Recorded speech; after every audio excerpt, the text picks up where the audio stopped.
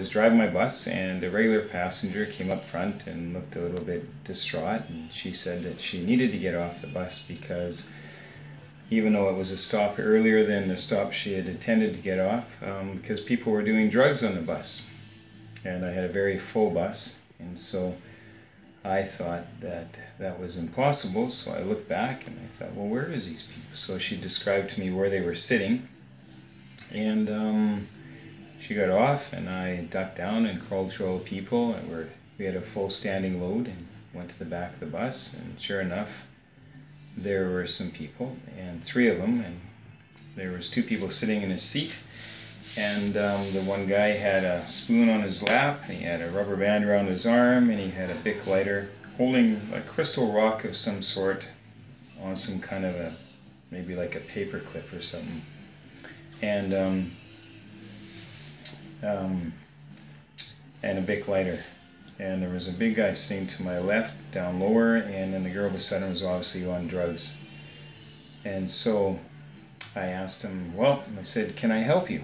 And when he looked up at me, his eyes went big, and he was very surprised because there I am in uniform, and he didn't know what to do for a second. I said, so at this point you got 2 decisions, 2 choices. Please pick the right one.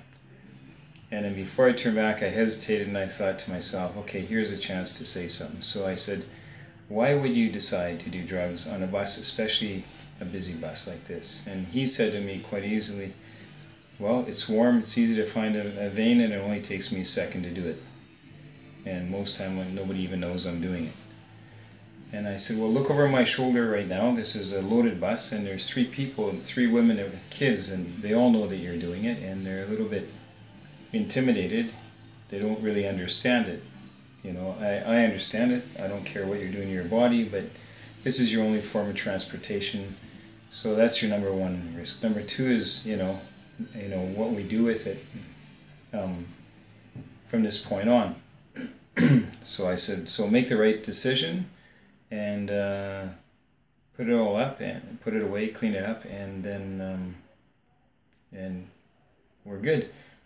And he said, just like that? And I said, yeah, we got a deal? And he said, yeah. And I said, okay, great. So I went to the front of the bus, and they got off, and drove the bus to the end of the line, continued on, and on the way back, guess who's in the lineup, waiting to get on the bus again? These 3 people.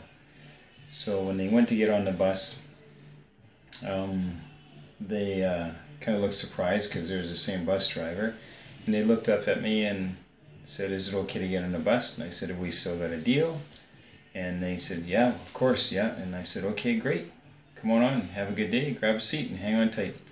So they went back there and grabbed a seat, looked kind of puzzled. And anyways, this story I shared with some new trainees, as I'm a safety and training officer at Transit as well. And the message I was trying to get across to them is that, you know, with every action there's a reaction. Now, I could have handled this 100 different ways. I could have phoned the cops. I could have ruined it for the people that were sitting there, the 3 of them.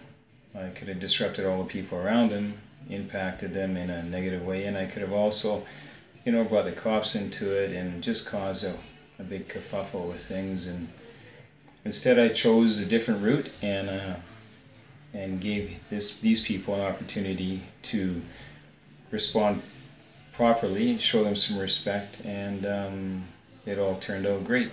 It's not for everybody. It's not always the right thing to do if you're not used to situations like this where you don't know how to handle the people. But the story and the message here is that I think sometimes if you treat people like people and show them a little respect, then the outcome has a better chance of being something positive.